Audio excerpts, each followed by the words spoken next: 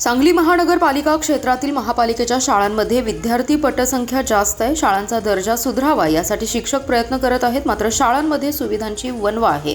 विद्यार्थ्यांना टॉयलेट नाही, शाळेची पटसंख्या ज्या पद्धतीने जास्त आहे त्या पद्धतीने शिकवण्यासाठी शिक्षकांची संख्या कमी आहे, तर मुलांच्या शिक्षणाचा दर्जा वाढवण्यासाठी जास्तीत जास्त प्रयत्न करणं गरजेचं आहे। महापालिका क्षेत्रातील शाळांचा दर्जा सुधारून विद्यार्थ्यांना गुणवत्तापूर्वक शिक्षण द्यावं याबाबत आम्ही महासभेत आवाज उठवू, पण याकडे दुर्लक्ष केल्यास विद्यार्थी आणि पालकांसह रस्त्यावर उतरून आंदोलन करू असा इशारा महापालिकेचे विरोधी पक्षनेते मंगेश चव्हाण यांनी दिलाय।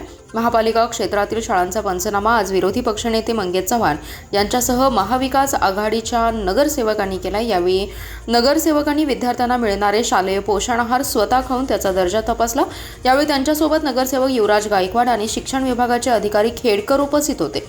यावेळी बोलताना मंगेश चव्हाण म्हणाले, महापालिकेमध्ये फक्त घोषणा होतात, प्रत्यक्ष या ठिकाणी शाळेत आल्यावर आपल्याला कळतंय काहीच काम झालं नाही का।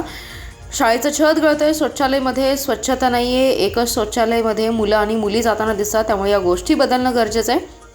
भाजप सत्ताधारी किंवा प्रशासन बदल करताना दिसत नाहीये। महापालिका प्रशासन शाळेकडे दुर्लक्ष करत आहे। येणाऱ्या महासभेमध्ये आम्ही याबाबत आवाज उठवू। या महासभेमध्ये या शाळांना निधी देण्यासाठी आम्ही प्रयत्न करू आणि जर का देत नसेल तर सर्व विद्यार्थ्यांच्या पालकांना घेऊन आम्ही रस्त्यावर उतरणार असा इशारा यावेळी मंगेश चव्हाण यांनी दिलाय। आज सांगली मिरज कुपवाड महानगरपालिका क्षेत्रातील सर्व मराठी शाळा, मराठी माध्यम शाळांना आम्ही व शरदचंद्र पवार पक्षाचे माननीय गटनेते युवराज गायकवाड साहेब यांना घेऊन आम्ही एकत्रित या ठिकाणी सर्व शाळांना व्हिजिट दिली। व्हिजिट देत असताना आमच्याबरोबर प्रशासन अधिकारी म्हणून खेडकर साहेबांना घेऊन आम्ही सर्व शाळांना व्हिजिट दिली। त्यामध्ये शाळांना व्हिजिट देत असताना शाळा नंबर 7 पासून सुरुवात केली। त्यामध्ये सर्वप्रथम आम्ही मुलांना देण्यात येणारा पोषण आहार स्वतः आम्ही खाऊन त्या ठिकाणी बघितला। त्यामध्ये काही कमी आहे का, डाळी कमी आहेत का आमटीमध्ये, ह्या सगळ्या गोष्टी आम्ही बारकाईने त्या ठिकाणी बघितली। तर शाळेची परिस्थिती बघितली तर शाळेची संख्या ज्या पद्धतीनं जास्त आहे त्या पद्धतीनं शिकवण्यासाठी शिक्षकांची संख्या कमी आहे। तर मुलांच्या शिक्षणाचा दर्जा वाढवण्यासाठी तर जास्तीत जास्त प्रयत्न करणं गरजेचं आहे।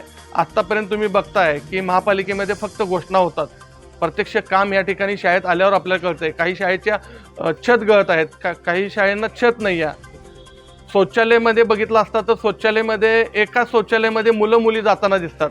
तर ह्या गोष्टी खरोखर बदलणं गरजेचं आहे, नव्यानं करणं गरजेचं आहे। ह्यामध्ये कुठंही हे भाजप सरकार असू दे किंवा प्रशासन करताना दिसत नाही आहे। पण शिक्षकांची तळमळ बघितली तर त्यांचा दर्जा वाढवण्यासाठी अतिशय मनापासून ते काम करत आहेत।